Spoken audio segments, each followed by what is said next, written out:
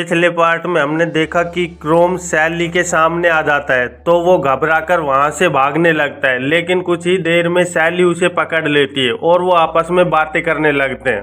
तो सैली क्रोम से उसका नाम पूछती है और क्रोम अपना असली नाम क्रोम बता देता है। और फिर हमें चर्च का सीन दिखाया जाता है जहाँ पे दो इविल ड्रैगन के लोग आए हुए होते हैं और वो फादर को टॉर्चर कर रहे होते हैं ताकि वो बच्चों को अपने साथ ले जा पाएं। तो जेफ फादर की गर्दन पर तलवार रखकर कहता है कि इन बच्चों से कहो कि ये इविल ड्रैगन की बात माने, नहीं तो मैं तुझे मार दूंगा। पर तभी वहाँ क्रोम और सैली आ जाते हैं और वो गुस्से में पूछते हैं आखिरकार तुम यहाँ कर क्या रहे हो। और क्रोम भी बिल्कुल सीरियस हो जाता है।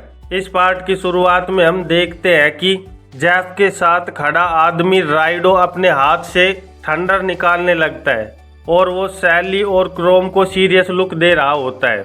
और इधर क्रोम और सैली खड़े होते हैं और सैली के चेहरे पर घबराहट साफ साफ दिख रही होती है। तो फादर जमीन पर पड़े पड़े दर्द से कहता है सैली चैन। और जेफ क्रोम को देखकर अचानक से हंसने लगता है और कहता है मुझे लग ही रहा था कि मैंने तुझे कहीं देखा है, तुम तो वही हो ना जो लड़ाई के बीच से ही दुम दबाकर भाग गए थे। और तब क्रोम को याद आता है कि उसकी मुलाकात जेफ से पहले भी हो चुकी है जब वो उसे लूटने की कोशिश कर रहा होता है। तो क्रोम कहता है ओह तो ये लुटेरा गिल्ड से है। और फिर जेफ अपनी तलवार लेकर क्रोम की ओर बढ़ता है और कहता है आज मुझे यहाँ रोकने वाला और कोई नहीं है, तू कायर कहीं के, आज तो तू गया काम से। और इधर फादर पड़ा पड़ा सोच रहा होता है सैली चैन और ये लड़का जिसे मैं नहीं जानता, प्लीज यहाँ से भाग जाओ नहीं तो तुम यहाँ मारे जाओगे, क्योंकि एविल ड्रैगन बहुत ही ज्यादा खतरनाक है। अगर तुमने इन्हें हरा भी दिया तो भी उनके लोग तुम्हारा पीछा करते रहेंगे और वो तुम्हें चैन से नहीं जीने देंगे। और इधर क्रोम भी अपना डैगर हाथ में लेकर लड़ाई के लिए तैयार हो जाता है। तो उस हथियार को देखकर जेफ कहता है ये क्या मजाक है, ये तू मुझसे लड़ने के लिए क्या लेकर आया है, ये तो एक जंग लगा लोहे का टुकड़ा है। और कहता है लगता है कि तू पहली बार अपनी जिंदगी के लिए लड़ रहा है, अच्छा है तुझ में कॉन्फिडेंस है, चलो फिर आज तुझे इविल ड्रैगन से लड़ने का परिणाम पता चल जाएगा। और इधर क्रोम मन में सोचता है मेरे सामने जिंदगी और मौत की लड़ाइयाँ बहुत बार हो चुकी हैं और मैं उनसे बहुत ऊपर आ चुका हूँ और उन लड़ाइयों से मैं इतना ज़्यादा ताकतवर तो हो ही गया हूँ कि अब मुझे मौत का डर नहीं है। तो क्रोम जेफ से कहता है तुम कुछ गलत ही आइडिया लगा रहे हो, आखिरकार मैं तुम जैसे कमजोर आदमी से क्यों डरने लगा, तेरे जैसे लोग मुझे रोज मिलते हैं। ये सुनकर जेफ को गुस्सा आने लगता है और वो अपना अटैक करने के लिए तैयार हो जाता है। और जब वो अपनी तलवार से क्रोम पर अटैक करता है तो क्रोम भी अपने डैगर से उस अटैक को रोक लेता है। तो जेफ सोचता है ये सच में बहुत तेज है और ताकतवर भी, अब ये मत कहना कि ये छोटा सा बच्चा ही मुझसे ज्यादा हाई लेवल पर है, आखिरकार अब मैं क्या करूं, मुझे कोई ना कोई रास्ता तो निकालना ही होगा। और इधर हम क्रोम को देखते हैं जो अपने हाथ में डैगर लिए बड़ा ही कूल दिख रहा होता है। तो जेफ क्रोम पर अटैक करते हुए कहता है नहीं मैं इस हार को एक्सेप्ट नहीं कर सकता। पर उसके अटैक करने से पहले ही क्रोम अपने डैगर से उस पर अटैक कर देता है। तो जेफ जल्दी से पीछे हटता है और अपने सीने को पकड़ते हुए कहता है वो तो मैं समय पर पीछे हो गया पर फिर भी इसका डैगर मेरी चेस्ट में आर्मर के अंदर से घुस रहा है, आखिरकार इसके पास कितनी ताकत है। तो क्रोम अपना डैगर उसके पास लाते हुए कहता है मैं कांप रहा हूँ क्योंकि मुझे बहुत ज्यादा गुस्सा आ रहा है, क्या तुमने कभी सोचा है कि एक मॉन्स्टर से भी ज्यादा खतरनाक क्या हो सकता है, वो मैं हूँ। और ये सुनकर जेफ के पसीने छूटने लगते हैं और उसके हाथ कांपने लगते हैं। तो वो सोचता है आखिरकार मैं इतना ज्यादा क्यों कांप रहा हूँ, और वो भी एक ऐसे बच्चे के सामने। और इधर राइडो अपना थंडर अटैक तैयार करने लगता है पर क्रोम उसे ऐसा करते हुए नोटिस कर लेता है और तभी वो थंडर बोल्ट अटैक कर देता है। पर क्रोम जल्दी से पीछे हटते हुए उस अटैक को डोज कर लेता है और वो अटैक सीधे जाकर जमीन पर लगता है। तो तुरंत ही राइडो अपना दूसरा अटैक करने के लिए अपनी तलवार हाथ में लिए तेजी से क्रोम की ओर बढ़ता है। पर क्रोम इसके लिए भी तैयार होता है और अपने डैगर से उसकी तलवार को रोक लेता है। तो राइडो कहता है जैफ के साथ लड़ाई करना ये तो एक सिंपल सी बात है, लेकिन तुम मेरे अटैक को भी रोक पा रहे हो।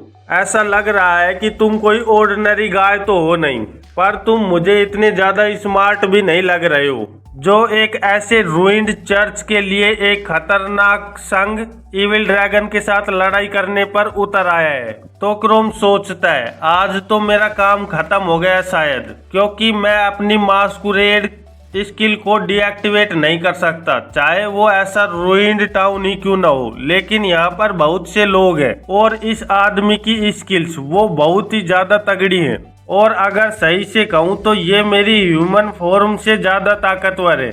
और तभी राइडो अटैक कर देता है, लेकिन क्रोम उस अटैक को भी रोक लेता है और राइडो उस पर एक के बाद एक अटैक करने लगता है। पर क्रोम की स्पीड भी बहुत तेज होती है और वो हर अटैक को रोकता जाता है। और क्रोम को ऐसा करते देख जैफ सोचता है ये तो राइडो के अटैक्स को भी आराम से रोक पा रहा है, ये बहुत ज्यादा ताकतवर है। अगर ये ऐसे ही चलता रहा तो राइडो भी हार सकता है। और फिर मुस्कुराते हुए कहता है लेकिन तेरी पीठ तो पूरी तरह से खुली हुई है। और हम देखते हैं कि क्रोम लड़ाई में बिजी होता है और उसके पीछे कोई ध्यान नहीं होता। तभी वहाँ एक धमाका सा होता है और हम देखते हैं कि जैफ ने क्रोम के पीछे अटैक कर दिया होता है, लेकिन सैली बीच में आकर अपनी तलवार से उस अटैक को रोक देती है और जैफ को कहती है, पीछे से वार करता है, तू बहुत ज्यादा कायर है, अब मैं तेरी विरोधी हूँ, तुझे अब मुझसे लड़ना है। ये सुनकर जैफ को गुस्सा आ जाता है और वो कहता है यहाँ साले सब के सब मुझे कमजोर समझ रहे हैं, मैं तुझे छोड़ूंगा नहीं। और वो सैली पर अटैक कर देता है, लेकिन सैली आराम से उसकी तलवार को रोक लेती है। पर उस अटैक से सैली के पैर थोड़े से पीछे हो जाते हैं और तुरंत ही जैफ अपना दूसरा अटैक कर देता है। तो सैली कहती है इसकी स्पीड बहुत ज्यादा है और ये थोड़ा ज्यादा ताकतवर है, लगता है इसका लेवल मुझसे ज्यादा है, मुझे लड़ाई पर ध्यान देना होगा, नहीं तो हो सकता है कि ये मेरे लिए हानिकारक साबित हो। और इधर जैफ सोच रहा होता है इस अटैक से मुझे ये तो पता चल गया कि मैं इस लड़की से बहुत ज्यादा हाई लेवल पर हूँ, और लगता है कि इसका किसी इंसान के साथ लड़ाई करना ये इसका पहला एक्सपीरियंस है, क्योंकि ये एक एडवेंचरर है और ये सिर्फ मॉन्स्टर से ही लड़ाई करती होगी, तो इसे हराना तो मेरे लिए आसान काम है। और देखा जाए तो लेवल और एक्सपीरियंस दोनों मेरे ही फेवर में है, इसलिए मैं हार जाऊं ये हो ही नहीं सकता। और जैफ और सैली की तलवारें आपस में टकराने लगती हैं और इस लड़ाई में सैली थोड़ी थकी थकी सी लग रही होती है। तो जैफ कहता है आखिरकार तुम इतना डर क्यों रही हो, तुम्हें तो अच्छे से लड़ना चाहिए, ये शायद तुम्हारी पहली फाइट है जिसमें तुम्हारी जिंदगी दांव पर लगी है, तुम तो ऐसे लड़ रही हो जैसे कोई सेकंड रेट एडवेंचरर लड़ता है, और वैसे भी मुझे तुम जैसी से खेलने में बहुत मजा आता है, तुम्हें तो पता होगा, तो इतनी आराम से भी मत मर जाना, ओके।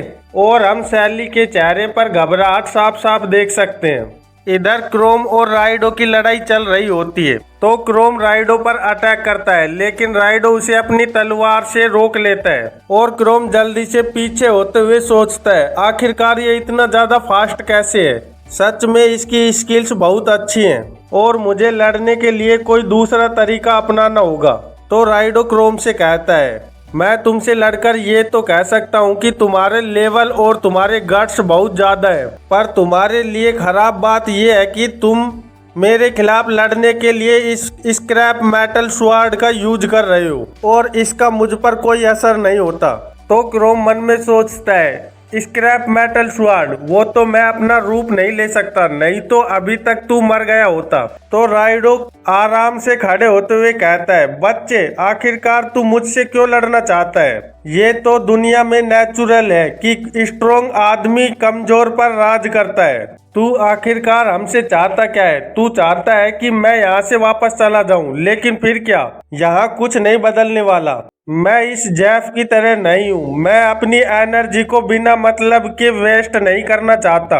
अगर हम जैसे दो हाई लेवल के लोग आपस में असली फाइट करते हैं तो हम दोनों को ही नुकसान होगा, इसलिए अगर तुम अभी इस लड़ाई से पीछे हट जाओ तो मैं इस बारे में कुछ और भी सोच सकता हूँ। ये तुम्हारे लिए लास्ट वार्निंग है। तुम अपनी जिंदगी को ऐसी यूजलेस चीजों के लिए दांव पर लगा रहे हो जो तुम्हें बिल्कुल नहीं करना चाहिए। तो क्रोम चिल्लाकर कहता है, तो तुम मुझसे ये कह रहे हो कि मैं यहाँ ही रुक जाऊं क्योंकि मैं इस स्थिति में कोई बदलाव नहीं कर सकता? ये कभी नहीं होगा।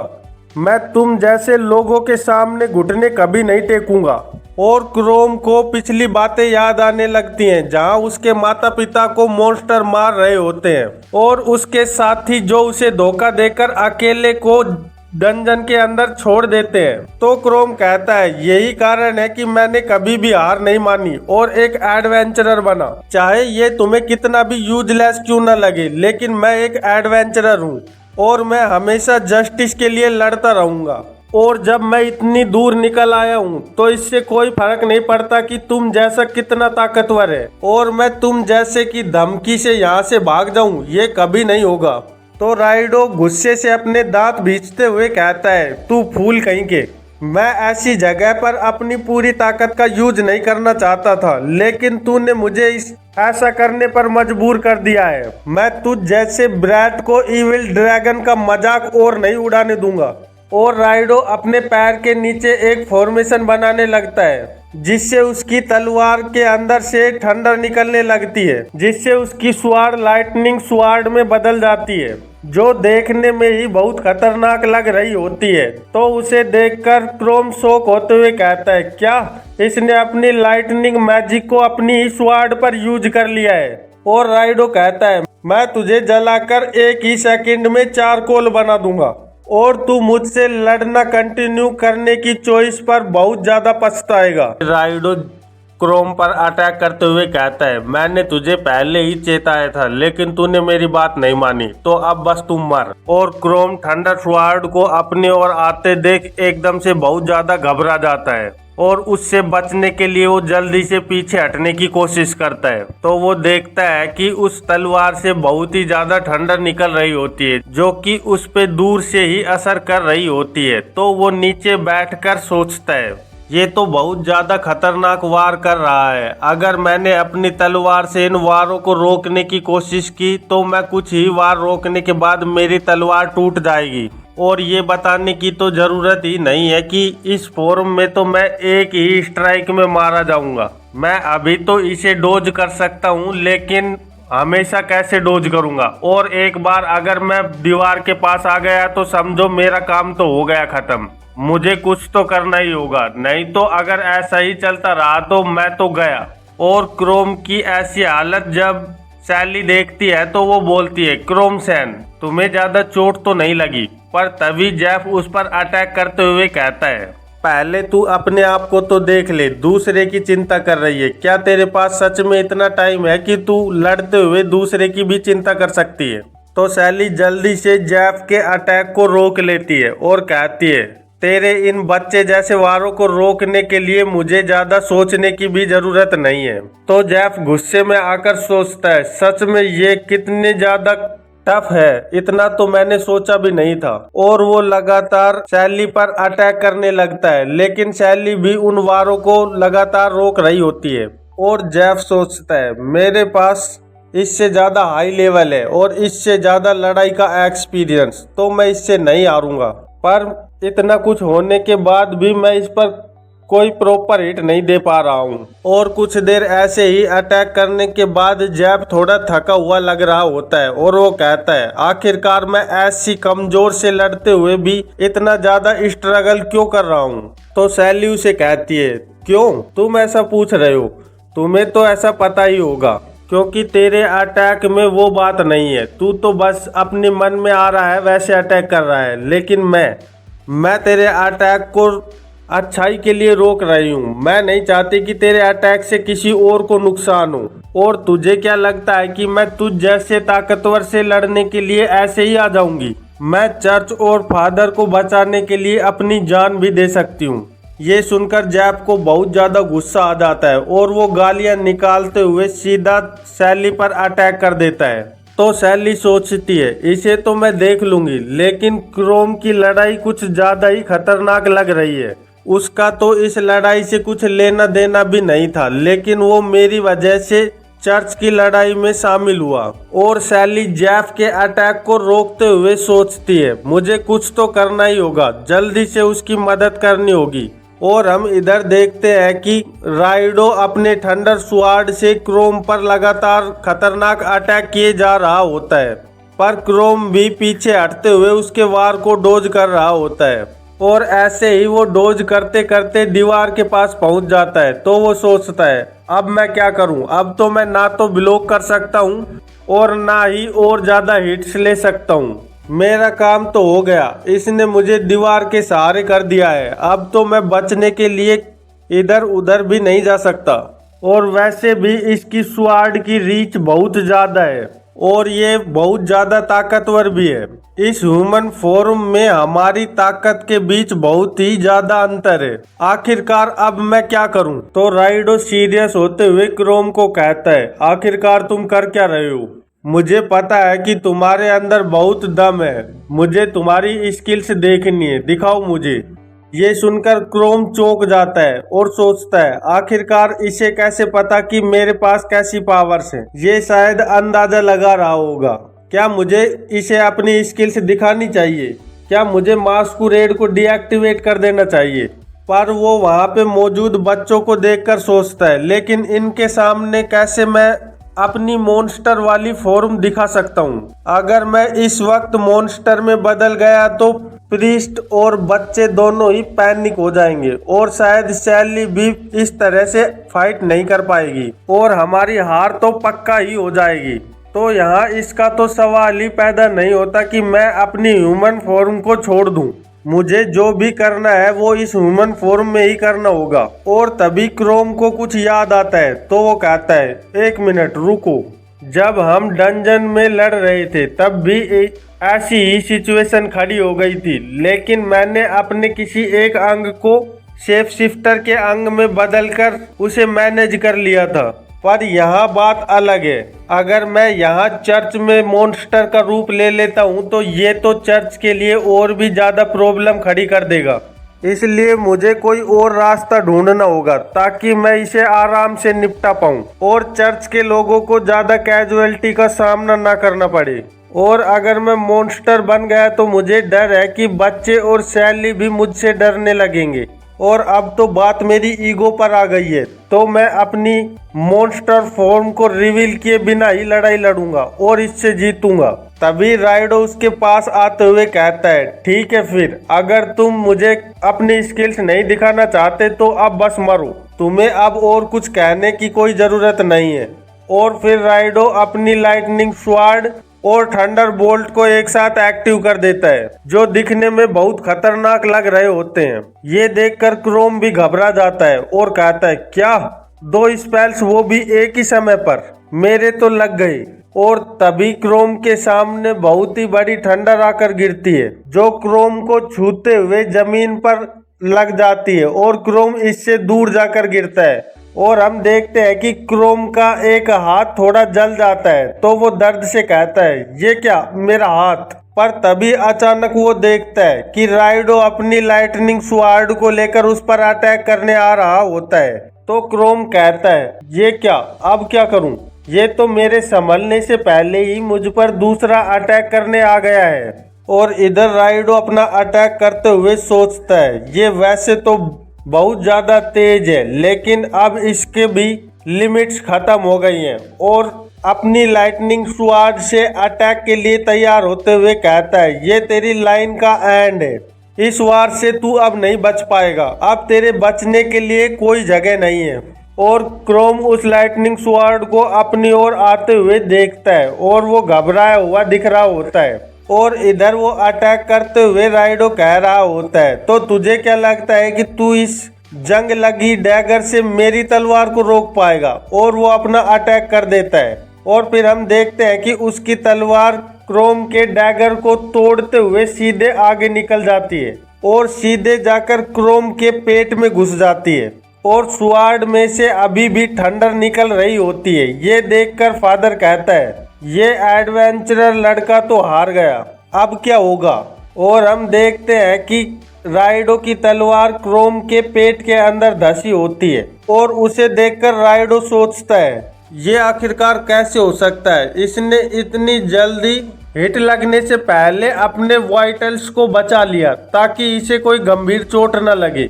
ये अपनी मौत से सिर्फ एक बाल की दूरी पर था, लेकिन इसने फिर भी अपनी मौत को धोखा दे दिया। पर अब ये मौत के दरवाजे पर खड़ा है और यहाँ पे स्ट्रगल करना इसके लिए पॉइंटलेस है, क्योंकि मैं इसे अपने दूसरे वार से मार दूंगा। और राइडो अपनी तलवार बाहर निकालने लगता है, लेकिन वो अचानक से बहुत ज्यादा चौंक जाता है और वो सोचता है ये नहीं हो सकता।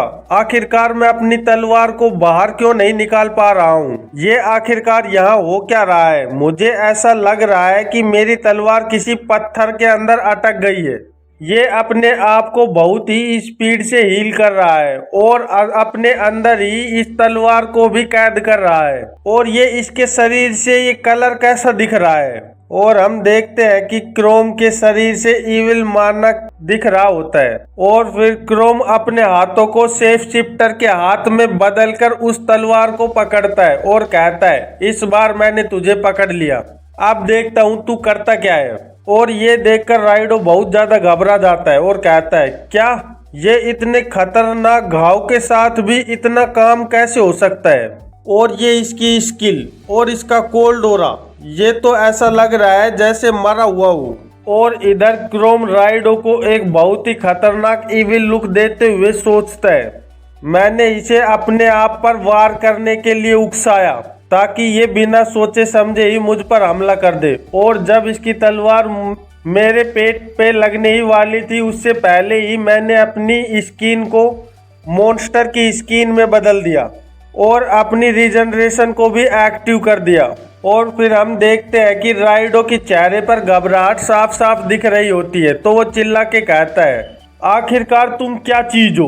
पर क्रोम उसकी किसी बात का कोई जवाब नहीं देता और अपने हाथ के पंजे से उस पर अटैक कर देता है। और हम देखते हैं कि क्रोम सीधे ही उसके गले पर अटैक करता है और क्रोम के अटैक करने की फोर्स बहुत ज्यादा होती है, जिससे एक झटके में ही राइडो मारा जाता है। और क्रोम तलवार को पकड़े हुए उसे देख रहा होता है और सोचता है वैसे तो इसमें बहुत ज्यादा दम था, लेकिन ये मेरी मॉन्स्टर फॉर्म के आगे कुछ नहीं कर सकता, इसे तो मरना ही था। इस पार्ट की शुरुआत में हम देखते हैं कि राइडो जमीन पर पड़ा होता है और वो कहता है मैं हार गया, ये इम्पॉसिबल है। आखिर इस छोटे से बच्चे में इतनी ज्यादा पावर कैसे हो सकती है जो ये मुझे इतने ताकतवर आदमी को हरा सकता है। और हम देखते हैं कि क्रोम कूल स्टाइल से अपने पेट से तलवार निकाल रहा होता है। ये देखकर चर्च का फादर भी शॉक होते हुए कहता है ये कैसे हुआ? इस लड़के ने लाइटनिंग गाय को हरा दिया, ये सच में बहुत ज्यादा ताकतवर है। और जेफ भी राइडो को हारा हुआ देखकर चौंक जाता है और कहता है ये नहीं हो सकता, राइडो कैसे हार सकता है? और फिर क्रोम स्टाइल से अपने पेट से तलवार निकालते हुए कहता है आउच, अब बताओ आगे क्या करना है? तुम तो जानते ही हो कि मैं अभी भी लड़ सकता हूँ, तो स्टार्ट करें। और सैली क्रोम का साथ देते हुए कहती है अब ये 2 वर्सेज 1 है, बताओ तुम क्या चाहते हो? और वो दोनों जेफ के सामने तलवार लिए तैयार खड़े होते हैं। तो जेफ भी ये देखकर थोड़ा सा घबरा जाता है और गुस्से से कहता है मैं हार नहीं मानूंगा, अभी यहाँ मेरी मदद करने के लिए कोई नहीं है, पर मेरे पास यहाँ से निकलने का रास्ता है। और वो अपने गले को दबाने लगता है और फिर अपने गले से एक जहरीली गैस निकालते हुए कहता है ये लो, ये पॉइजन मिस्ट है। और हम देखते हैं कि वो धुआं चर्च में हर जगह फैलने लगता है। तो सैली अपना नाक बंद करते हुए कहती है ये तो एक स्मोक स्क्रीन है और ये शायद जहरीली भी है, इसलिए कोई भी सांस मत लेना। और तभी वहाँ कांच टूटने की आवाज आती है और हम देखते हैं कि जेफ वहाँ खिड़की से बाहर निकल रहा होता है और कहता है तुम लोगों ने इविल ड्रैगन के साथ पंगा लिया है, इसका क्या फल होगा वो तुम्हें बाद में पता चलेगा। तुम सच में बहुत ज्यादा स्टूपिड हो जो ऐसे रूइंड चर्च के लिए इतना बड़ा खतरा मोल ले लिया है। हम इविल ड्रैगन के लोग हैं और यहाँ ओड फील्ड में हम रूल्स बनाते हैं, तो ये सोचना भी मत कि तुम्हारी मौत आसान होगी। हम तुम्हें इतनी दर्दनाक मौत देंगे कि ये यहाँ के लोगों के लिए मिसाल बनेगी। और खिड़की से कूदते हुए कहता है, तुम बहुत पछताने वाले हो। फिर वो वहां से भाग जाता है और क्रोम और सैली उस खिड़की को देख रहे होते हैं। तभी सैली राहत की सांस लेते हुए कहती है, आखिरकार यहाँ सब कुछ सेफली निपट गया, नहीं तो यहाँ बहुत सी कैजुअलिटी हो सकती थी। और इधर क्रोम अपने रीजनरेशन स्किल से अपने पेट के घाव को भरते हुए सोचता है, कैसे भी करके मैंने इस बार तो अपनी ट्रू फॉर्म रिलीज होने से बचा ली और इस मैटर को भी संभाल लिया, लेकिन आगे मुझे सावधान रहना होगा। और रीजनरेशन की वजह से उसके पेट का घाव बिल्कुल सही हो जाता है। और क्रोम सोचता है, लेकिन अगर वो दोबारा से मुझसे लड़ने आए और वहाँ और लोग मौजूद हुए तो मुझे नहीं लगता कि मैं अपनी ह्यूमन फॉर्म में उनसे जीत पाऊंगा। तो फिर मुझे अब क्या करना चाहिए? चलो छोड़ो इन सब बातों को, क्योंकि इनके बारे में सोचना फिजूल ही है। मैं इन सब का कुछ नहीं कर सकता। और हम देखते हैं कि चर्च का फादर एक चेयर पे बैठ जाता है और सभी लोग उससे पूछ रहे होते हैं क्या उनकी हालत ठीक है। तो फादर कहता है, थैंक यू सैली चैन, और तुम्हारा भी थैंक यू। तुम्हारा नाम क्रोम कुन है ना? तो क्रोम ये सुनकर चौंकते हुए सोचता है, मेरा नाम तो सबको पता चलता जा रहा है, मैं नहीं चाहता था कि मेरा नाम इन सबको पता चले। और फादर उन बच्चों की ओर देखते हुए कहते हैं, भगवान ही जाने अगर तुम यहाँ नहीं आते तो हमारे साथ क्या होने वाला था। और फिर क्रोम से पूछता है, क्या तुम्हारा घाव ठीक है क्रोम? क्योंकि मैंने देखा था कि तुम्हें बहुत ही गहरा घाव लगा था।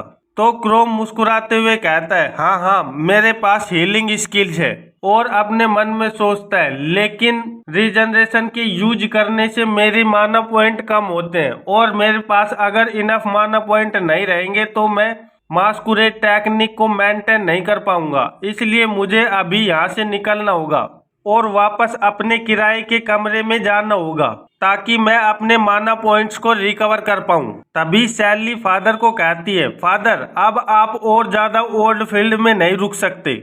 मैं जब यहाँ से गई थी तब से लेकर अब तक यहाँ की हालत तो और भी ज्यादा खराब हो गई है और ये इविल ड्रैगन के लोग ये भी कभी भी वापस आ सकते हैं, इसलिए तुम्हें यहाँ नहीं रहना चाहिए फादर। आप सभी को कैपिटल में मूव कर देना चाहिए। तो फादर सीरियस होते हुए कहता है, तुम तो जानती ही हो मैं ऐसा नहीं कर सकता। ये सच है कि कैपिटल बेटर है, लेकिन सिंपली हम वहाँ की कॉस्ट ऑफ लिविंग को अफोर्ड नहीं कर पाएंगे और हमारे पास टैक्स देने के लिए भी पैसे नहीं है। और वैसे भी हम कैपिटल से बहुत ज़्यादा दूर रहते हैं, इसलिए बच्चों को वहाँ तक ले जाना भी बहुत डिफिकल्ट टास्क होगा। और हो सकता है कि इविल ड्रैगन के लोग मिलकर हमें रास्ते में अटैक कर दें, जो और ज़्यादा खतरनाक हो सकता है। तो सैली कहती है, लेकिन आप एक बार देखो तो सही कि इविल ड्रैगन्स ने यहाँ क्या कर दिया है। आप और ज्यादा यहाँ नहीं रुक सकते। आप बस ये सिटी छोड़ दीजिए और कैपिटल में चलिए। मैं जितनी हो सकेगी उतनी आपकी मदद करूंगी। तो फादर कहता है, तुम्हें हमारी ज्यादा चिंता करने की जरूरत नहीं है, हम अपना ध्यान खुद भी रख सकते हैं और आगे के लिए अब हम और ज्यादा सावधान रहेंगे। पर यहाँ सबसे ज्यादा अर्जेंट बात तो ये है कि तुम दोनों को तुरंत ही इस टाउन को छोड़कर निकल जाना चाहिए, क्योंकि अब इविल ड्रैगन के टारगेट हम नहीं है बल्कि तुम हो और वो पहले तुम्हें खत्म करना चाहेंगे। तुमने तो उस भागते हुए इविल ड्रैगन के लड़के को देखा ही था, उसका ध्यान सिर्फ तुम पर था ना कि हम पर। इविल ड्रैगन के लोगों को अपने सम्मान की बहुत ज्यादा चिंता होती है, इसलिए वो अपना बदला लेने के लिए जरूर आएंगे, चाहे कुछ भी हो जाए, लेकिन वो अपना बदला जरूर लेते हैं। इसलिए तुम्हें यहाँ से निकल जाना चाहिए। तो क्रोम भी सोचता है, ये बात सही है, हमें यहाँ से निकल लेना चाहिए, क्योंकि अगर वो हम पर हमला करते हैं तो चर्च के लोग भी इसमें खतरे में आ जाएंगे। तो क्रोम और सैली चर्च से बाहर आ जाते हैं और सैली उसे थैंक यू कहते हुए बोलती है, आज तुमने जो भी मेरे लिए किया उसके लिए बहुत बहुत धन्यवाद, पर मैं माफी चाहती हूँ कि लास्ट में मैं तुम्हारे लिए कुछ नहीं कर पाई। और फिर सैली क्रोम से पूछती है, तो अब तुम्हारा आगे का क्या प्लान है क्रोम, तुम क्या करने वाले हो? तो क्रोम कहता है मैं सोच रहा हूँ कि अभी आज के लिए तो मैं वापस से अपने कमरे में चला जाता हूँ, पर उसके बाद मेरे पास ऐसा कोई प्लान नहीं है जो मैं कर सकूं। और क्रोम बोलता है सैली आखिरकार तुम्हारा क्या? और वो ऐसा बोलते बोलते बीच में रुक जाता है और सोचता है नहीं, मैं इतने आराम से उसे ऐसा नहीं कह सकता। ये बहुत अच्छी लड़की है क्योंकि इसने एक अबैंडन चर्च की भी हेल्प कर रही है, जिस चर्च ने इसे पाला था, और इतना होने के बाद भी ये उसका साथ नहीं छोड़ रही है। पर अब तो सैली भी इविल ड्रैगन्स का टारगेट बन गई है। और इधर सैली सोच रही होती है कि मुझे चर्च में सबको प्रोटेक्ट करने के लिए रुकना था, लेकिन मैं नहीं कर पाई क्योंकि अगर मैं वहां रुकती तो वो मुझसे बदला लेने के लिए चर्च के लोगों पर भी अटैक कर सकते थे। जैसा कि फादर कह रहे थे कि हमारे पास इतने रिसोर्सेज नहीं है कि हम सभी को वहां कैपिटल में ले जा पाए, पर अगर मैंने उन्हें छोड़ दिया तो वो पक्का ही इविल ड्रैगन्स द्वारा ले जाए जाएंगे और फिर पता नहीं उनके साथ क्या होगा।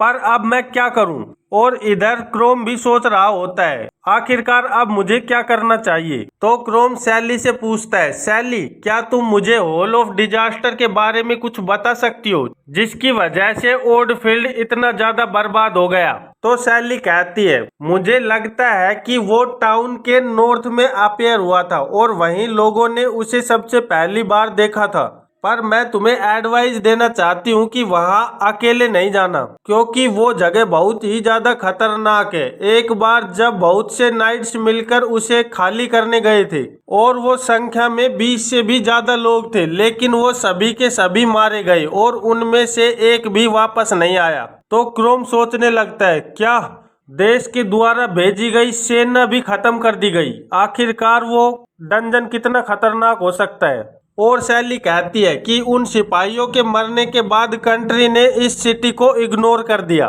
तो क्रोम सोचता है अब तो ये क्लियर है कि मुझे आगे क्या करना चाहिए। अब मुझे जाकर हॉल ऑफ डिजास्टर पर जीत पानी है और इस डंजन डिजास्टर को खत्म कर देना है जिससे कि ओल्डफील्ड इविल ड्रैगन्स की कैद से आजाद हो पाए। और अब ये सिर्फ मेरा एकमात्र लक्ष्य है।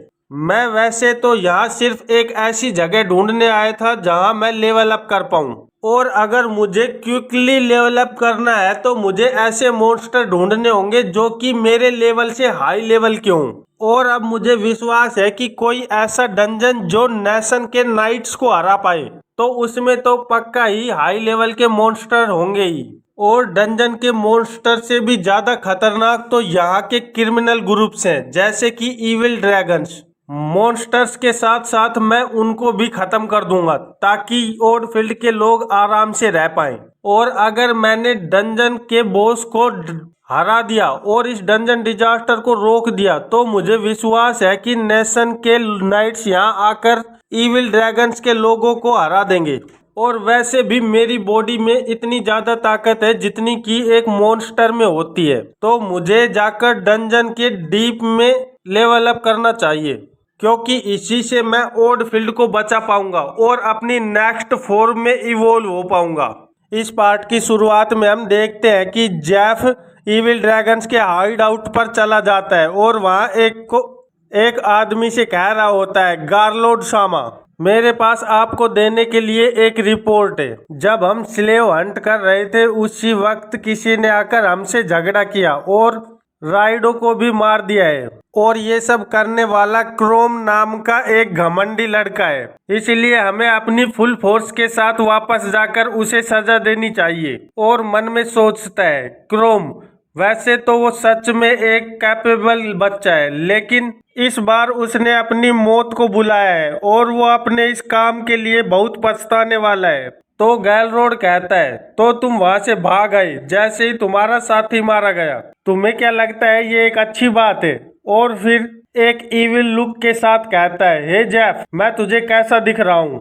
और फिर हमें पता चलता है कि वो इविल ड्रैगन्स का बॉस होता है। उसे देखकर जेफ घबराते हुए कहता है वैसे आप सच में बहुत ही अमेजिंग है और एक इंस्पायरिंग पर्सन है। तभी गैलरोड अपनी जाइंट एक्स को जेफ की साइड में डालता है और गुस्से से कहता है मुझे नहीं लगता कि ये एक सही प्रश्न था। सही प्रश्न तो ये रहेगा कि तुझे मुझसे ज्यादा डर लगता है या फिर उस बच्चे से जिसका नाम क्रोम है। ये सुनकर जैब बहुत ज्यादा घबरा जाता है और कहता है, ऑफ कोर्स मैं सबसे ज्यादा सिर्फ आपसे ही डरता हूँ गैलरोड सामा। फिर गैलरोड जैब से गुस्से में कहता है, तेरे जैसों की वजह से हमारे इविल ड्रैगन्स का नाम खराब होता जा रहा है। अगर तूने ऐसी गलती दोबारा की तो मैं खुद तुझे मारूंगा।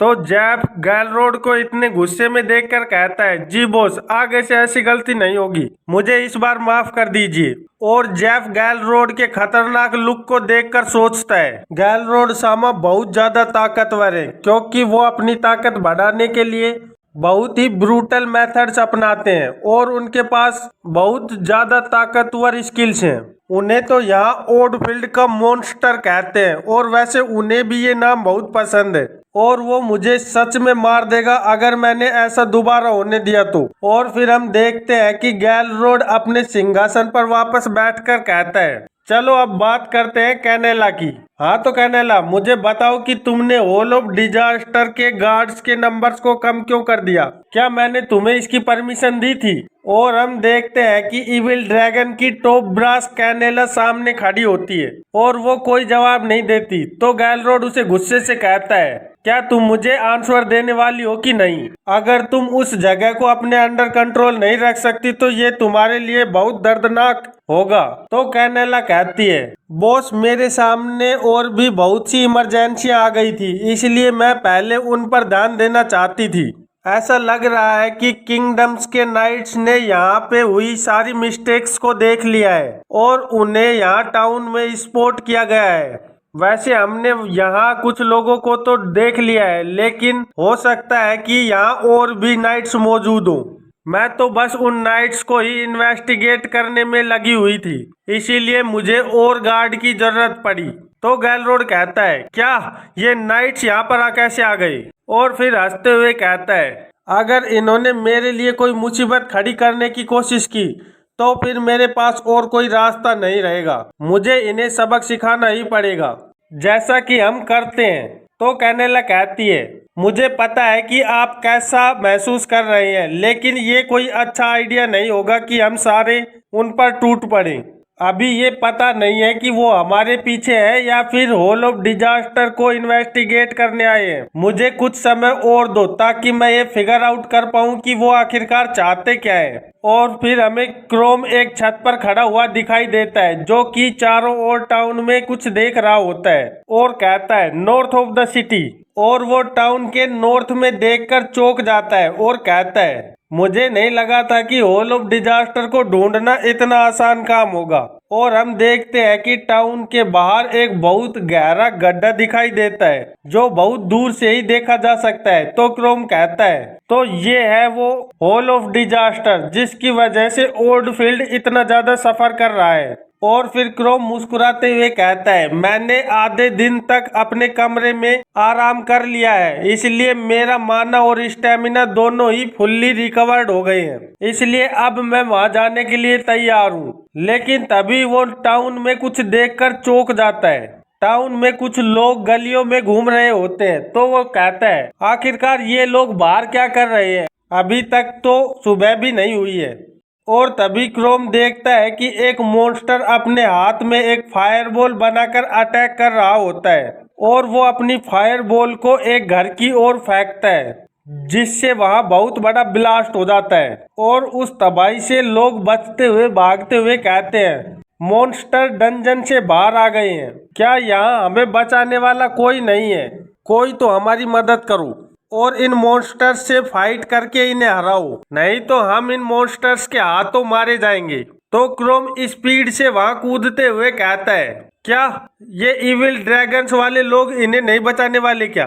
पर तभी हम देखते हैं कि एक चोगे में एक लड़की आकर कहती है, मैं एक एडवेंचरर हूँ और जिसको कोई घाव नहीं लगा है और थोड़ी एनर्जी बची है, वो बच्चों को सेफली एक जगह पर ले जाओ। तभी वहां मौजूद एक पर्सन कहता है, मैं भी इन्हें प्रोटेक्ट करने में तुम्हारी मदद करता हूँ। और तभी हम देखते हैं कि मॉन्स्टर दोबारा से फायर बॉल बनाकर अटैक करने के लिए तैयार हो जाता है और उसे अटैक करते देख उस आदमी के पसीने छूट जाते हैं और वो अपना मुंह ढक लेता है।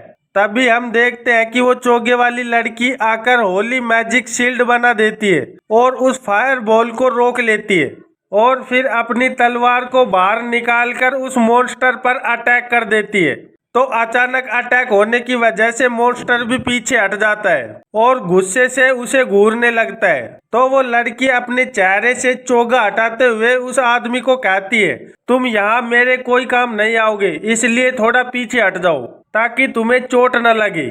और इधर क्रोम छत पर ही खड़ा खड़ा सोच रहा होता है, मुझे नहीं लगता कि इनमें से किसी ने मुझे नोटिस किया है। तभी वो मॉन्स्टर चौंक कर पीछे देखता है और हमारा हीरो क्रोम अपनी हीरोटिक एंट्री लेकर अपनी तलवार से उस मॉन्स्टर पर अटैक कर देता है। और अचानक हुए इस अटैक की वजह से वो लड़की भी चौंकते हुए उस ओर देखती है। तो क्रोम कहता है, मैं तुम्हारी इसमें मदद करता हूँ और हम साथ में मिलकर इन मॉन्स्टर्स को हरा देते हैं। तो वो लड़की उस मॉन्स्टर को देखती है जिसके सीने पर बहुत बड़ा तलवार का कट लगा हुआ होता है और वो अपने मन में सोचती है, इसने एक होल ऑफ डिजास्टर के इतने खतरनाक मॉन्स्टर को इतना ज्यादा घायल कर दिया। मुझे नहीं पता था कि अभी भी टाउन में इतने स्ट्रॉन्ग एडवेंचरर बचे हुए हैं। ये वैसे दिखने में तो नहीं लगता, पर हो सकता है कि ये भी इविल ड्रैगन्स का पार्ट हो। पर पहले इस मॉन्स्टर पर ध्यान देती हूँ ताकि ये और ज्यादा तबाही टाउन में ना फैला पाए और इसे रोक ले।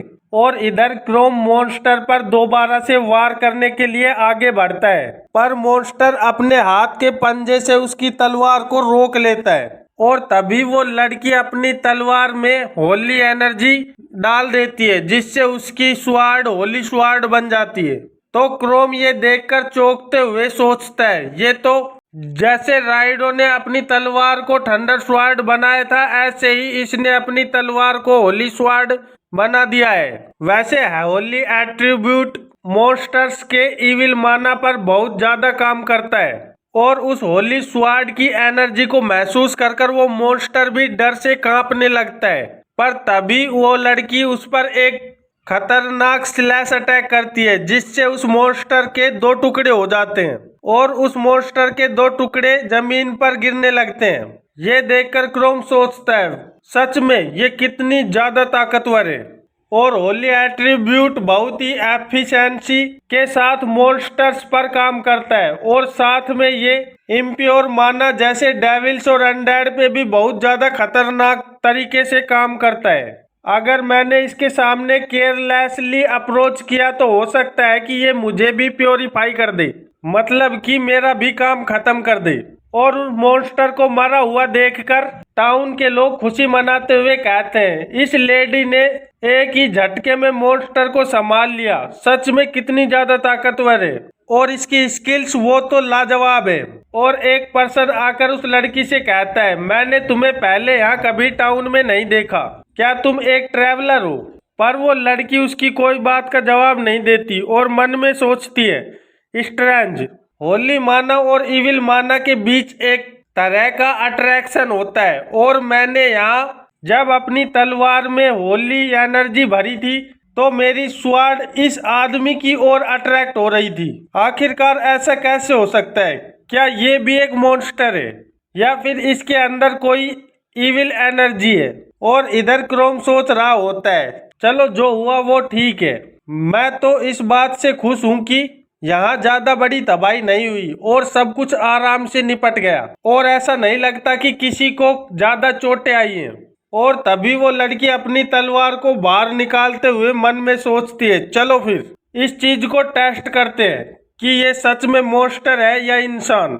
इस पार्ट की शुरुआत में हम देखते हैं कि क्रोम उस मरे हुए मॉन्स्टर को देख रहा होता है और सोचता है, वैसे तो हमने इसे हरा दिया, लेकिन ये तो पक्का है कि ये बहुत ही हाई लेवल का मॉन्स्टर है और ये तो बहुत ही ज्यादा खतरनाक स्थिति है। अगर ऐसे खतरनाक मॉन्स्टर यहाँ घूम रहे हैं तो यहाँ के लोगों की जान तो बहुत ही बड़े खतरे में है, इतना तो मैंने कभी सोचा भी नहीं था। और वैसे मैंने सुना था कि इविल ड्रैगन्स मॉन्स्टर्स के खिलाफ लोगों को बचाने के लिए लड़ाई करते हैं, लेकिन मुझे तो यहाँ कोई इविल ड्रैगन का आदमी नहीं दिख रहा है। और वहाँ मौजूद टाउन के लोग उस मॉन्स्टर को देखकर हैरान हो रहे होते हैं। और क्रोम कहता है रुको, मुझे कुछ गलत लग रहा है, यहाँ कुछ तो गलत है। और फिर हमें वो मॉन्स्टर दिखाया जाता है जो आधा कटा हुआ होता है और इधर वो लड़की अपने मन में सोच रही होती है, वैसे मुझे इस आदमी की बातों और इसके किए हुए काम से इस पर डाउट तो नहीं होना चाहिए, क्योंकि इसने मुझे मॉन्स्टर को मारने में मदद भी की है। पर यहाँ कुछ तो ऐसा है जो सही नहीं है। ये हो ही नहीं सकता कि होली माना किसी ऑर्डिनरी ह्यूमन की तरफ इतनी अच्छी तरह रेस्पॉन्ड करे। और वैसे भी अब कोई हाई लेवल एडवेंचरर यहाँ नहीं आता कि मेरी तलवार उस ओर रेस्पॉन्ड करे। मुझे इन चीजों को श्योर तो करना ही होगा। और वो अपनी तलवार बाहर निकालने लगती है। और इधर क्रोम सोच रहा होता है, मैं बहुत खुश हूँ कि यहाँ किसी को चोट नहीं लगी है, पर मुझे यहाँ कुछ तो बोदर कर रहा है, यहाँ पक्का ही कुछ न कुछ तो गड़बड़ है। और अचानक से क्रोम चौंक जाता है क्योंकि एक पर्सन आकर उसे पीठ से थपथपाता है और कहता है तुमने भी बहुत अच्छा काम किया है, अगर तुम दोनों यहाँ नहीं आते तो ये जगह तो अब तक जलकर खाक हो गई होती। मैं सच में तुम्हारे इस एहसान को कभी नहीं भूलूंगा और मैं तुम्हें दिल से धन्यवाद कहता हूँ। और मैंने यहाँ सभी लोगों को इकट्ठा कर लिया है ताकि सभी लोग तुम्हें थैंक यू कह पाए। तो क्रोम कहता है नहीं नहीं, सच में इसकी कोई जरूरत नहीं है। और मन में सोचता है अब इन्हें कैसे बताऊं कि ये मेरे लिए रिस्की हो सकता है कि मैं इन लोगों के सामने हूँ। और खतरा यहाँ और ज्यादा बढ़ जाता है क्योंकि यहाँ तो बहुत से लोग मौजूद हैं। और अगर गलती से मेरी मास्कुरेड टेक्निक गलत समय पर अंडू हो गई तो यहाँ लेने के देने पड़ जाएंगे। तभी वहाँ एक छोटी बच्ची भागते हुए आती है और कहती है डैड क्या आप सेफ हो। तो वो आदमी जो अभी सभी लोगों को यहाँ बुला कर लाया था वो उसे गले लगाते हुए कहता है मालो मैं ठीक हूँ, तुम्हें ज्यादा चिंता करने की जरूरत नहीं है क्योंकि इन दोनों लोगों ने मुझे बचाया है और उस मॉन्स्टर को हरा दिया है। चलो तुम भी इन यंग हीरो को थैंक यू कहो।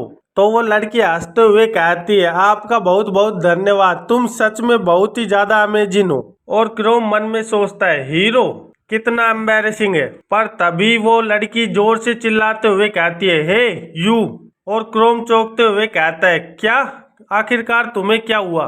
और क्रोम देखता है कि वो मॉन्स्टर अपनी आंख खोल लेता है और एक फायरबॉल बनाने लगता है। तो उस कटे हुए मॉन्स्टर को फायरबॉल बनाते हुए वो आदमी देखकर कहता है ये अभी भी जिंदा है, कैसे, इसके तो तुमने 2 टुकड़े कर दिए, फिर भी ये जिंदा कैसे हो सकता है। और इधर वो लड़की सोचती है ओ नो, मैं तो इस आदमी के माना के चक्कर में डिस्ट्रैक्ट हो गई और मैंने ये रियलाइज भी नहीं किया कि डिवाइन एनर्जी ने अभी तक इसे हराने का कोई संकेत नहीं दिया है। पर अभी भी यहाँ कुछ नहीं बदला है क्योंकि ये अब अपनी यूजलेस स्ट्रगल कर रहा है और आखिरी वार करना चाहता है। और फिर वो लड़की अपनी होली शील्ड को एक्टिव कर देती है और मन में सोचती है एक बार मैं इसकी फायरबॉल को ब्लॉक कर लूं, फिर मैं तुरंत ही इसकी आंख को अपनी तलवार से चीर डालूंगी। और वो मॉन्स्टर अपनी फायरबॉल को एक और फेंकने वाला होता है और हमें पता चलता है कि उसकी फायरबॉल का टारगेट वो छोटी बच्ची होती है।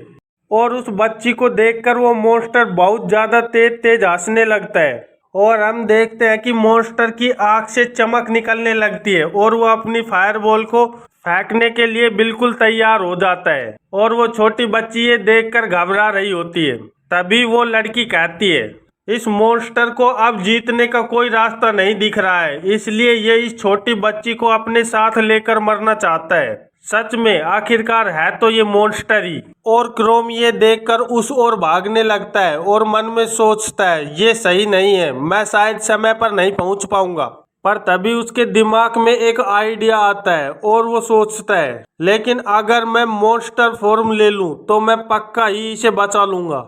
पर क्या मुझे सच में मास्कुरेड टेक्निक को अंडू कर देना चाहिए क्योंकि यहाँ बहुत से लोग हैं और इन लोगों के सामने मॉन्स्टर बनना सच में मेरे लिए बहुत बड़ी मुसीबत खड़ी कर देगा और ये सारे मॉन्स्टर के साथ साथ मुझ पर भी अटैक करने के लिए तैयार हो जाएंगे। लेकिन अगर मैं ओल्ड फील्ड में नहीं रुकता तो मैं कभी उस लड़की से भी नहीं मिलता। और क्रोम के दिमाग में सैली की खूबसूरत तस्वीर घूमने लगती है और वो अपने मन में सोचकर कहता है मैं सच में कितना ज्यादा इडियट हूँ और वो उस क्षण को याद करता है जिस वक्त उसके माता पिता को मॉन्स्टर मारकर खा रहे थे। तो क्रोम कहता है, मैं इस कंट्री को एक अच्छी जगह बनाकर रहूंगा, चाहे मैं कितना छोटा काम ही क्यों ना करूं। यही वजह है कि मैंने एक एडवेंचरर बनना डिसाइड किया है। और फिर वो अपने मास्क को छूते हुए अपनी मास्कुरेड टेक्निक को अंडू करने लगता है और उसी वक्त वो कटा हुआ मॉन्स्टर अपनी फायरबॉल को रिलीज कर देता है, जिसे देखकर उस छोटी बच्ची का पिता जोर से चिल्लाता है, मालो। और वो फायरबॉल स्पीड से उस छोटी बच्ची की ओर बढ़ने लगती है। तो वो बच्ची डरकर अपनी आंखें बंद करके अपने हाथों से अपने चेहरे को छुपाने लगती है। और तभी वहां बहुत ही बड़ा धमाका होता है और हर ओर आग ही आग हो जाती है। और फिर मॉन्स्टर भी उस ओर देखकर थोड़ा कंफ्यूज सा लग रहा होता है और हम देखते हैं कि किसी के 2 हाथ जले हुए होते हैं और वो छोटी बच्ची भी अपने सामने बहुत ही क्यूट अंदाज से देख रही होती है। और फिर हमें पता चलता है कि क्रोम ने अपनी मास्कुरेड टेक्निक को अंडू कर लिया है और वो अब एक शेप शिफ्टर की फॉर्म में आ गया होता है और उसी ने ही उस फायरबॉल को अपने हाथों से ब्लॉक किया होता है, जिसकी वजह से उसके दोनों हाथ जल जाते हैं। तो शेप शिफ्टर बना क्रोम मॉन्स्टर की आवाज में चिल्लाता है और उसे देखकर बच्ची का पिता कहता है, ये क्या, आखिरकार ये यहाँ हो क्या रहा है। पर इधर क्रोम अपनी शेप शिफ्टर वाले पंजों की मदद से उस मॉन्स्टर पर अटैक करने के लिए आगे बढ़ता है, जिसे देखकर वो मॉन्स्टर भी बहुत ज्यादा घबरा जाता है। पर उस मॉन्स्टर के कुछ करने से पहले ही शेप शिफ्टर अपना वार कर चुका होता है, जिससे मॉन्स्टर 2 हिस्सों में कट जाता है और वहां सिस्टम स्क्रीन अपेयर होती है, गेन 38 XP।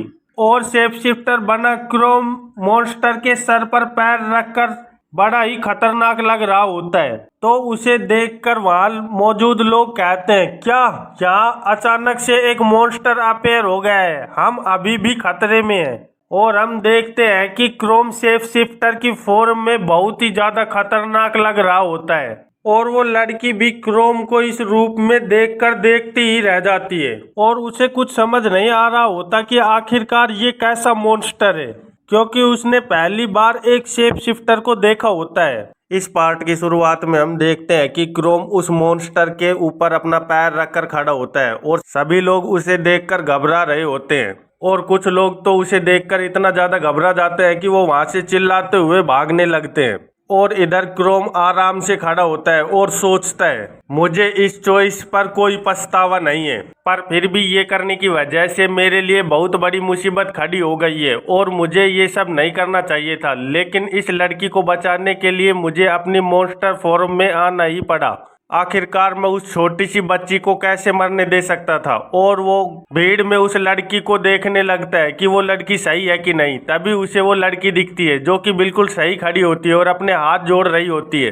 तो उस लड़की को सही सलामत देखकर क्रोम सोचता है, भगवान का शुक्र है कि ये लड़की तो कम से कम ठीक है, अब मेरे साथ जो होगा वो तो देखा जाएगा। और हम देखते हैं कि उस लड़की का फादर उसके पास आते हुए उसे अपने गोद में लेते हुए कहता है, हे मॉन्स्टर, मेरी लड़की से दूर रह, नहीं तो मैं तुझे जान से मार दूंगा। और ये सुनकर क्रोम भी एकदम से रुक जाता है और सोचता है, क्या अभी मैंने इसकी लड़की की जान बचाई है और ये मुझे ही मारने पर उतारू हो रहा है। पर तभी वहां मौजूद दूसरी एडवेंचरर लड़की अपनी तलवार लेकर क्रोम पर अटैक कर देती है, लेकिन क्रोम अपनी शेप शिफ्टर की फॉर्म में होने की वजह से उसका हाथ बहुत ज्यादा स्ट्रोंग होता है और वो अपने हाथ से ही उस तलवार को रोक लेता है। तो वो लड़की कहती है, वैसे तो मुझे तुम्हारे बारे में कुछ तो अलग लग रहा है, लेकिन तुम अगर देखा जाए तो एक मॉन्स्टर हो और मैं एक मॉन्स्टर हंटर, तो मैं आज तुझे यहीं खत्म कर दूंगी। तो क्रोम कहता है, मैं तो एक शेप शिफ्टर हूँ। तो वो लड़की कहती है, ओह, तो तुम एक ऐसे मॉन्स्टर हो जो कभी भी ह्यूमन का फॉर्म लेकर उनके बीच सरप्राइज अटैक करते हो ताकि तुम उन्हें आराम से मार सको। ये तो उससे भी ज्यादा खतरनाक है जो अटैक पिछले वाले मॉन्स्टर ने किया था, इसलिए तुम्हें मारना तो बहुत ज्यादा जरूरी है। अगर मैंने तुम्हें नहीं मारा तो तुम मानव जाति के लिए खतरा पैदा कर सकते हो। और इधर वहां मौजूद लोग जोर जोर से चिल्ला रहे होते हैं, हमारा तो काम हो गया खत्म, आखिरकार ये इतने ज्यादा मॉन्स्टर आ कहां से रहे हैं।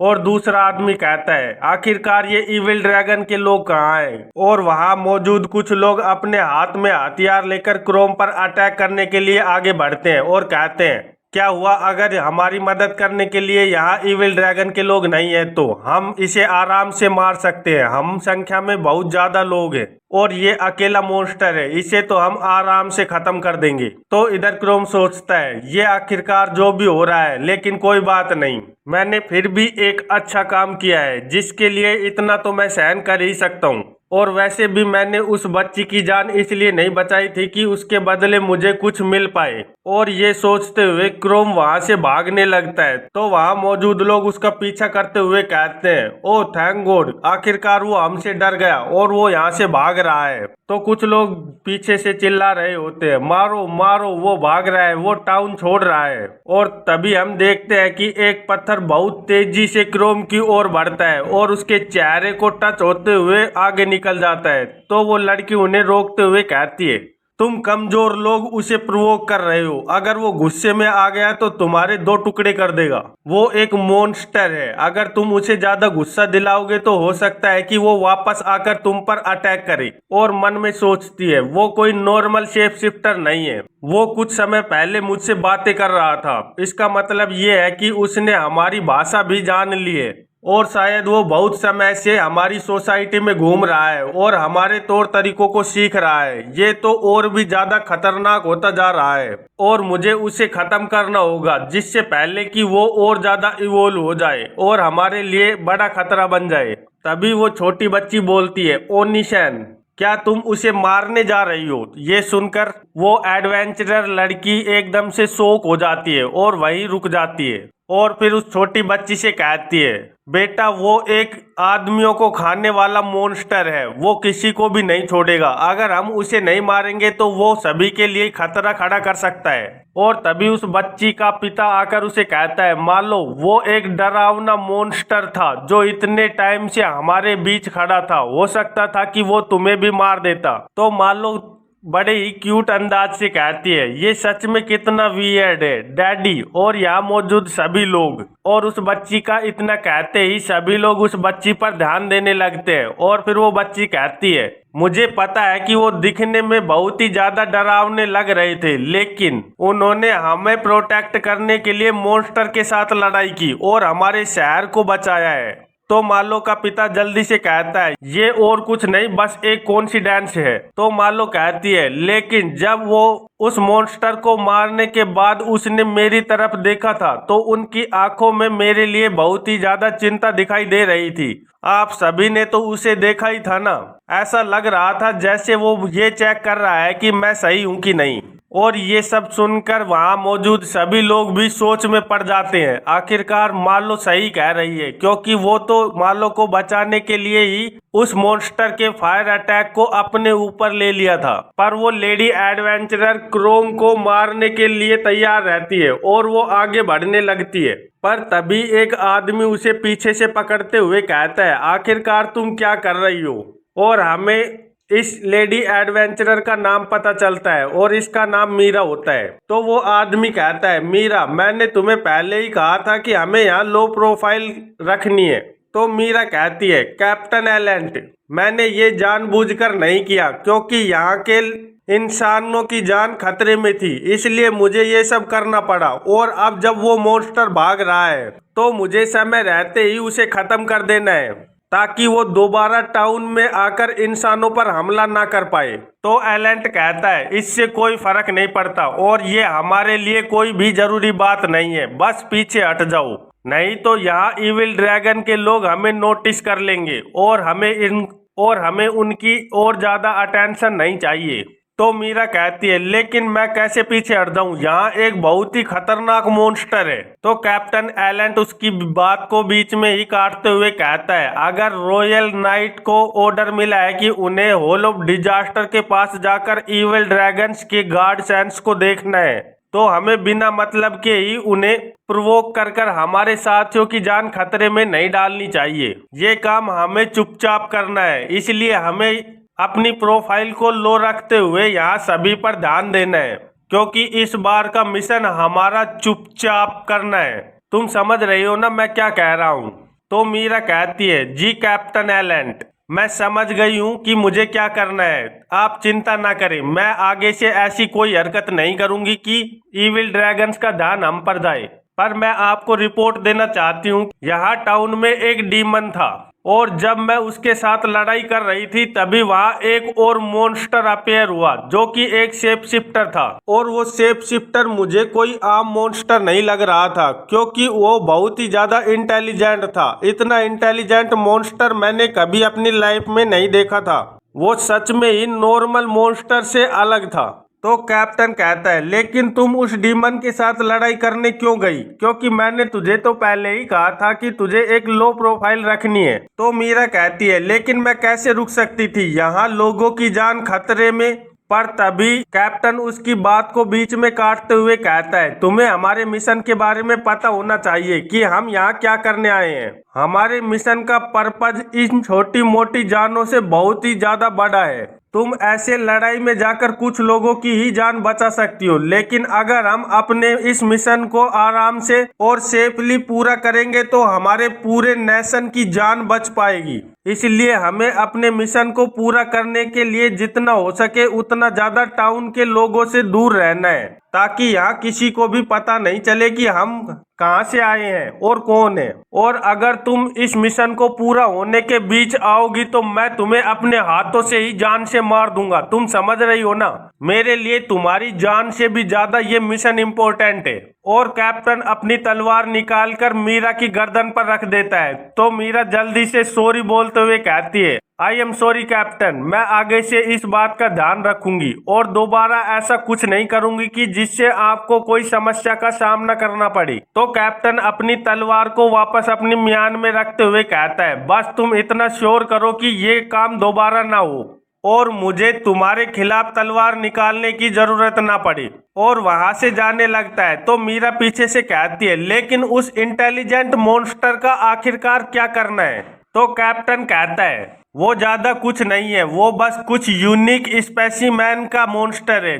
इसलिए हो सकता है कि वो कुछ और 100 लोगों को यहाँ मार दे अपनी जिंदगी में, पर हमें उससे दूर ही रहना है ताकि हम अपने मिशन को पूरा कर पाएं। तुम्हें तो पता ही है कि ये सिटी रूइंड सिटी है और इस सिटी को कंट्री ने पहले ही अबैंडन कर दिया है। और अगर हमारे करंट टास्क की बात की जाए तो उसके सामने तो इविल ड्रैगन्स को इन्वेस्टिगेट करना भी एक छोटी बात है। सबसे ज्यादा इम्पोर्टेंट बात तो उस इंसान को इन्वेस्टिगेट करना है कि जो मॉन्स्टर डिजास्टर में शामिल हुआ है और यहाँ जिसकी वजह से ये मॉन्स्टर डिजास्टर हुआ है। हमें तो बस उसी रेड इविल ऑरा वाले इंसान को ढूंढना है। मेक श्योर कि तुम इस बात को दोबारा ना भूलो और हमेशा इसी बात के आगे बढ़ती रहो। तो मीरा यस सर कहती है और उनका कैप्टन उसकी तरफ ऐसे सीरियसली देखता है कि जैसे उसे अभी मार देगा।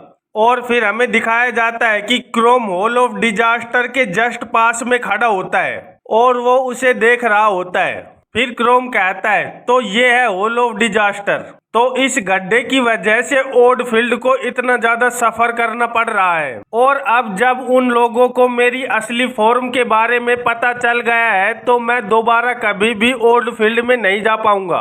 पर इससे मुझे कोई फर्क नहीं पड़ता। मुझे तो बस अब किसी भी कीमत पर इस हॉल ऑफ डिजास्टर को क्लियर करना है ताकि ओडफील्ड वापस से एक अच्छी जगह बन पाए और उनका डर निकल जाए, ताकि ओल्डफील्ड मॉन्स्टर्स के खतरे से बिल्कुल सेफ हो जाए और वापस से एक खुशहाल टाउन बन पाए। और इसकी वजह से इविल ड्रैगन्स भी यहाँ से चले जाएंगे। और जब मैं ऐसा करूँगा उसके साथ साथ ही मेरा लेवल अप भी हो जाएगा और मैं इवोल्व भी कर जाऊँगा। और जब मेरे को एक न्यू फॉर्म मिल जाएगी तो मैं अपनी नई स्किल्स के साथ वापस से कैपिटल में चला जाऊंगा। और फिर हमें क्रोम की स्टेटस विंडो दिखाई जाती है जहां उसका लेवल 25 आउट ऑफ 50 होता है। और फिर हमें चर्च के बाहर का सीन दिखाया जाता है जहां फादर जोर से चिल्ला रहा होता है, सैली चैन 1 मिनट रुको, तुम इतनी ज्यादा जल्दबाजी क्यों कर रही हो? तो सैली कहती है, आई एम सॉरी फादर, लेकिन मैंने अपना माइंड बना लिया है और मुझे ये करना ही है। और ये कहते हुए सैली एक और भागने लगती है और पीछे से फादर चिल्ला रहा होता है, सैली चैन।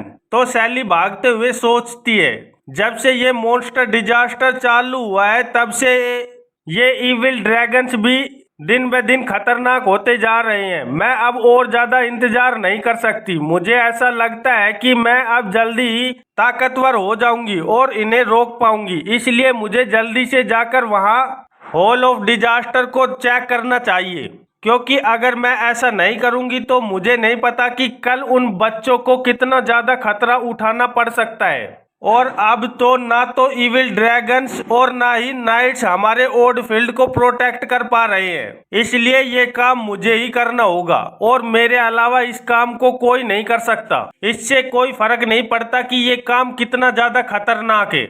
मैं सैली चैन अकेली जाकर उस हॉल ऑफ डिजास्टर को क्लियर करूंगी और इस टाउन को बचाऊंगी। और इसी के साथ इस चैप्टर का अंत हो जाता है। तो फिर मिलते हैं एक नए चैप्टर में, तब तक के लिए बाय बाय।